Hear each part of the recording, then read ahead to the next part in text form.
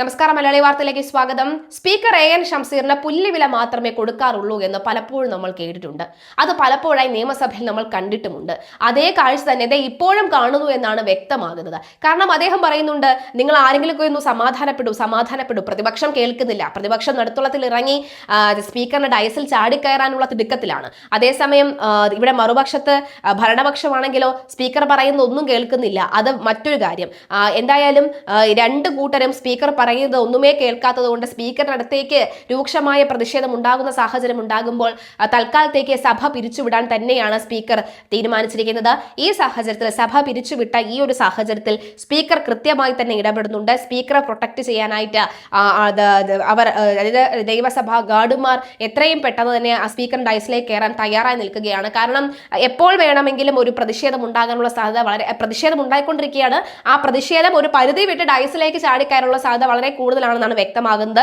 ഇപ്പോൾ ഈ നിമിഷത്തെ നമ്മൾ നോക്കിയാൽ പോലും നമുക്ക് മനസ്സിലാക്കാൻ സാധിക്കുന്നത് നിയമസഭാ പ്രക്ഷുബ്ധം തന്നെയാണ്. അതിലൊരു സംശയവുമില്ല. ഇവർ ചോദിക്കേണ്ട ചോദ്യങ്ങൾ കൃത്യമായി ചോദിച്ചുകൊണ്ടേ ഇരിക്കുകയാണ് ഈ പറയുന്ന വി ഡി സതീശനും എല്ലാവരും. അതുപോലെ തന്നെ വി ഡി സതീശനും സ്പീക്കറും ഒക്കെ തന്നെ ഈ കാര്യങ്ങൾ കൃത്യമായി ചോദിക്കുന്നുണ്ട്. പക്ഷേ സ്പീക്കർ പറയുന്ന കാര്യം മാത്രം ആരും മൈൻഡ് ചെയ്യുന്നില്ല എന്നാണ് പറയുന്നത്. പ്രതിഷേധം ശക്തമാണ്. സ്പീക്കർ ഇരിപ്പിടത്തിൽ നിന്നും എഴുന്നേറ്റു എന്നാണ് മനസ്സിലാകുന്നത്. ഗാർഡുമാർ എല്ലാവരും തന്നെ സ്പീക്കറിനെ വളഞ്ഞിരിക്കുകയാണ്.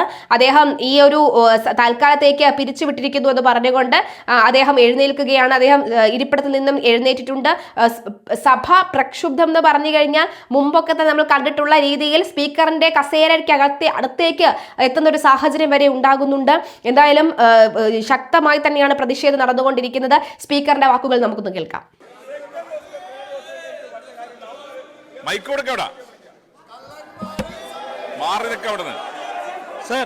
Shri A Raja PT. റഹീം ചുമതലപ്പെടുത്തിയ പ്രകാരം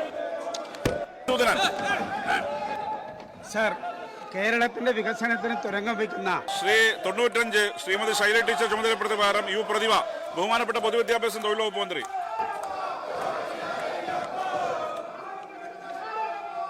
സർ